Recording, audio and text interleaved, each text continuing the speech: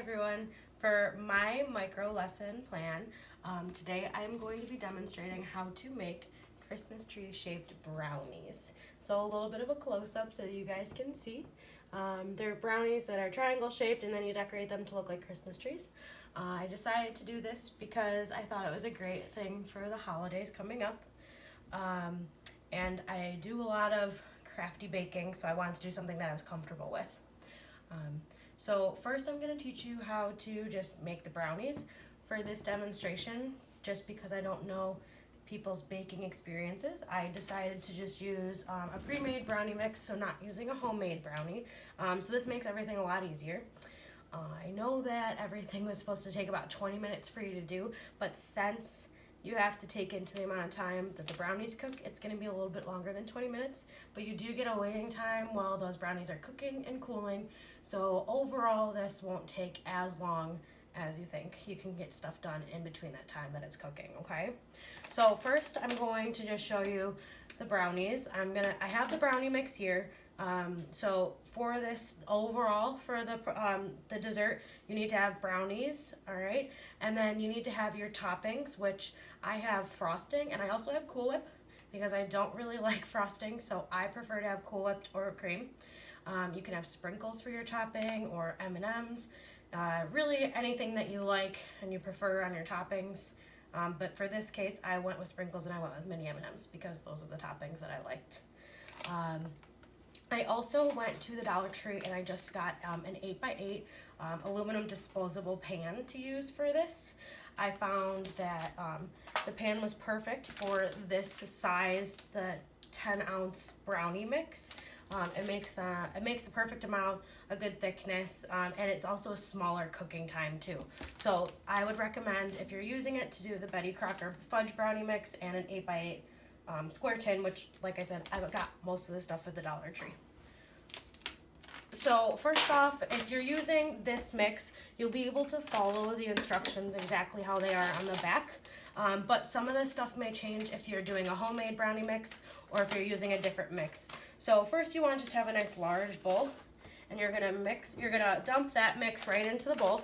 And like I said, if your stuff varies, if you're using a different mixture, just make sure you're following the instructions that are on the back of the package. So this calls for 1/3 cup of vegetable oil. So I'm gonna take my vegetable oil. Should have opened it beforehand. I'm just gonna measure that out. I do it over the bowl just in case you get some overflow. So that is my vegetable oil. It's gonna call for 2 tablespoons of water.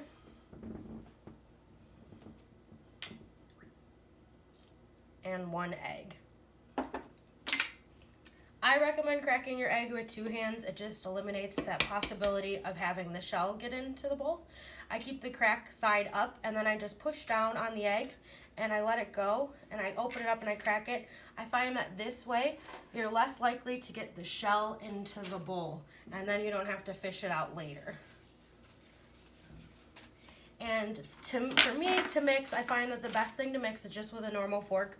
A lot of people like to whisk it, but when you whisk it, it actually puts more air into the mixture, and so the fork actually works better in breaking it up.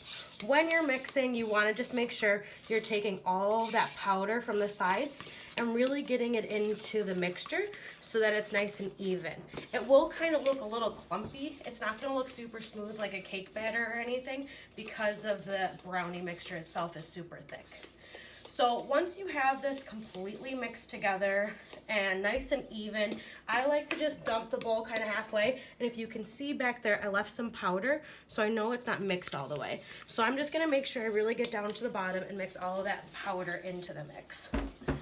Before this goes into the oven, and I forgot to mention this before, I definitely recommend preheating your oven prior to doing your mixing, because then that way you don't have to wait as long. I do have a cooking spray, although these are technically non-stick. I don't really trust it, so I always make sure to add just a little spray on the bottom so that they're easy to get the brownies out, because we want them to have that triangle shape at the end. This non-stick spray is going to be important. So all you have to do from here is you're going to take that mixture and you're going to pour it into your pan. You don't have to worry about making it even because the pan itself is just going to make it even. You'll take it, and I'll show you once I get all the mix in. I'm going to switch and use a spatula now.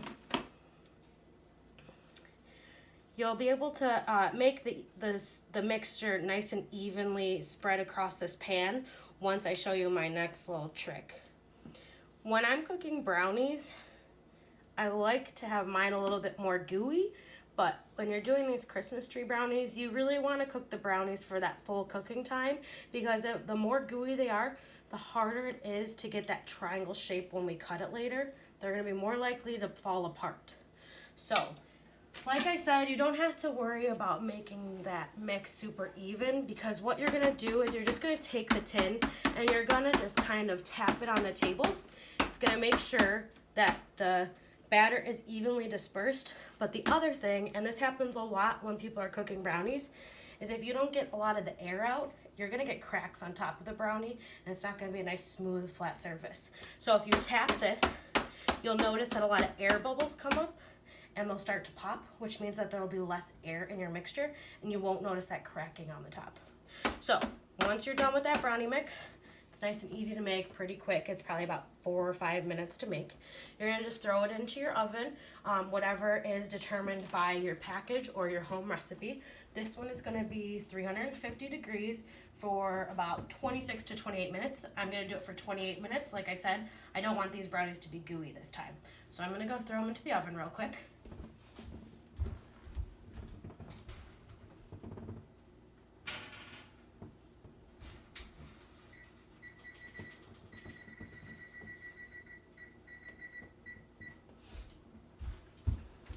So once they're in the oven, make sure to set a timer so that you don't lose track of them, and set it for the higher time to make sure that the brownies aren't gooey. So now that I have those cooking, I already have a pre-finished one for you. So I'm going to show you how to cut these brownies, okay? It can be kind of confusing to cut the brownies, so I will show you a method that I use that actually worked pretty well. And then I'll show you kind of a cheat if you're uncomfortable cutting the brownies in a triangle shape. Okay, so I'm gonna have you come closer. So for these brownies, I prefer a just a butter knife, a serrated one. If you're gonna use like a steak knife or anything, it pulls the brownies up a little bit more than I want it to. So you're gonna start by cutting these brownies in thirds. So you're gonna do a line here and a line there, so you have 3 rows of brownies. So this is your first line here. And when you take the brownies out of the oven, you really need to make sure you're letting the brownies cool for about 20 to 30 minutes. If these brownies are warm, you're not going to be able to cut them. They're going to kind of ooze all over the place and they're going to fall apart on you. So when those brownies are done cooking, really make sure you let them cool.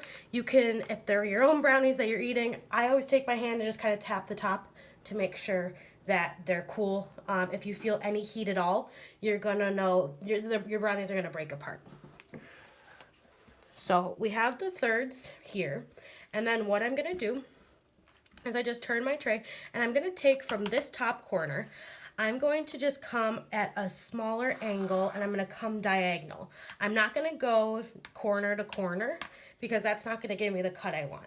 So what I'm gonna do is I'm gonna take this knife and I'm gonna go on a diagonal, but I'm gonna make sure that I stop it before that corner. So this is your first cut, and you're gonna do the same thing on the opposite side, and I like to just turn my tin around so I don't mess it up.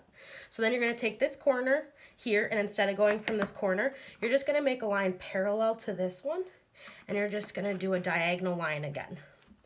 So this is our second set of lines, all right? It kind of looks like a lousy hashtag, as everybody likes to call that. I call it the pound sign. Then I'd put this on a diagonal, and you're gonna cut from this corner here to this corner here. You're gonna notice that you'll start to see these triangle shapes now.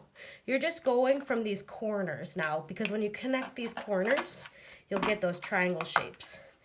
Some of them on the outside will not have that triangle shape. Those are your scraps. So those are your snacks while you're decorating the brownies. A lot of times kids are too impatient and they want to eat the brownies right away. So it's always a good thing to have some scraps. You'll notice too, sometimes you might have to make some alterations to the brownies. The nice thing about brownies is that having these scraps, you can kind of take some pieces from the other brownies and add it to your Christmas tree shape to get that nice triangle. The reason I chose to do an aluminum disposable pan is because I actually like to cut these corners here. And that way, when I cut these corners, I'm able to get my triangle shape out a little bit better without distorting that triangle, okay? So I'm going to take this Christmas tree, and like I said, it might kind of break apart a little bit if they're more gooey. And these ones are just a little bit more gooey, but they're staying together nicely. So I have a nice triangle shape here, and I'm gonna bring it over to this plate here. And I'm gonna grab 2 of them.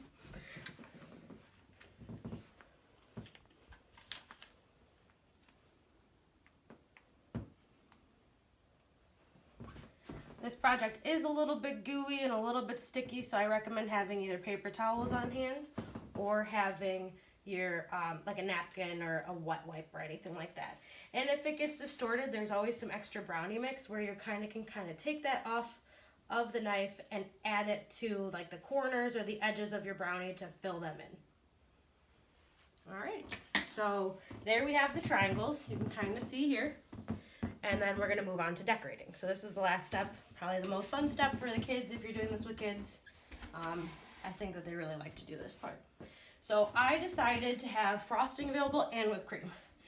Like I said, I don't like frosting, so I chose to do whipped cream.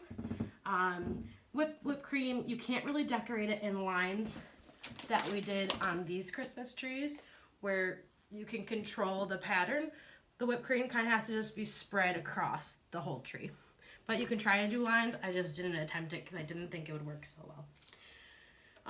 For this, you have a lot of different options for your frosting and for the toppings in general. You can get like a spray bottle of frosting, which will let you get those nice clear lines on a Christmas tree. They have them, at Wegmans and Walmart and everything, and you'll be able to decorate it nice and easily. I tried to do it with just resources that I had at home available. So I got just vanilla frosting, and I have food coloring here. So what I do with the frosting is I just add a couple drops. Frosting needs a couple more than whipped cream because it's a little bit more dense and thick. I need to wipe my hand off a little bit. And then when you have that food coloring in, you're just gonna mix it so that's nice and even. So the frosting takes a little bit more mixing because it's super thick. And the nice thing is that if the color comes out too light, you can add more drops to it and you can darken it up a little bit. The whipped cream needs less drops because it's not as dense, it's more whipped.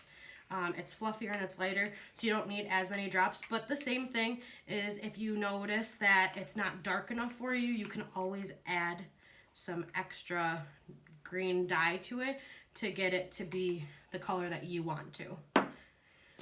So a nice easy way to do this is if you have a sandwich bag, a Ziploc baggie at home, you're gonna take this frosting and you're just gonna kind of scoop it in, and you wanna get it close to the corner because this frosting is gonna come out of the corner, and you'll just take your hands and you'll just kind of get that frosting right off the spoon. I'm gonna do one more scoop here so that I have enough. So again, you're gonna just take that spoon, you're going to smush it against your fingers and just get all that frosting off. I like to make sure that this is nice and tightly closed so that no frosting oozes over. If you're using a sandwich bag, you should have enough room. But just keep a little opening at the end of the bag so that you have room and air to smush this frosting down. What you're gonna do is you're gonna smush this frosting all the way down, and then once you have that frosting smushed all the way down, you're gonna have a little air right here, and you're gonna take a pair of scissors, and you're just going to cut a really small, don't go all the way to the top, a really small little piece off of this so that you have your own piping bag to do the frosting. So if you're doing frosting, that's gonna work in the piping bag, but if you're doing whipped cream, you're gonna follow the same steps. You're gonna put the whipped cream in a bowl and add the food coloring. And this one is, like I said, more you're gonna spread over the whole Christmas tree in general. So for this one, you get to do whatever you want. You can do a border along the Christmas tree just by piping the edges. and you don't want to put a lot of pressure on it, but just a nice firm pressure. You can do the edges, you can add lines to it, or you can fill the whole brownie. And if you're doing this with kids, they're most likely gonna fill up the whole brownie. So I like to fill up the whole brownie for the kids. And then for your toppings, I prefer mini M&Ms, but a lot of people will go with sprinkles. Just made a mess. And then you'll just sprinkle them on, and that helps to look like ornaments. So this is the one with the frosting, and then if you wanted to, you can do one with the Cool Whip and just add a little bit to it, and you're gonna kind of spread it to the edges. I took a little bit too much. You're just gonna spread it evenly to the edges so that it covers your Christmas tree. This one, like I said, you really won't be able to put into a piping bag because it's so thin and fluffy, you won't get those nice clean lines that you want to. And then if you want, you can add M&Ms. Kids likely will want to just put them on there. I try to do a little line of ornaments, keeping the M upside down so you don't really notice it. And you can get your Christmas tree decoration with that. Lastly, all you have to do with this one is add your tree stump to really make it look like a Christmas tree. So I chose to use pretzels. I think a salty and sweet combination is good. You don't need a really long stump for these, so you can break it in half. And you're just going to insert it at that bottom there. I kind of did these upside down together, so you're going to see one Christmas tree upside down. And you'll just put it in the center of that base and just insert it in there. So those are my Christmas trees. One is right side up, and we'll switch it, and there's another one. You get a lot of versatility with this. You can change up the toppings, you can change up the decorations and everything. A lot of people will do candy canes instead for the base, but I find it to be weird to have a minty brownie, so I chose to have pretzels for the base. I hope you guys were able to follow along with the demonstration. I felt that the best way to do this video, or the best way to do this lesson plan was through video because it really allows you to visualize everything that I'm talking about. I also chose to do an informal setting because we know that adult education is very versatile, and we also, I also wanted everyone to have fun while they were doing this because I think a lot of times people think that adult education needs to be very serious, but I wanted you guys to enjoy your time doing this micro lesson plan as well. So I hope that you guys all enjoyed this, and I can't wait to see what your lesson plans are. Thank you.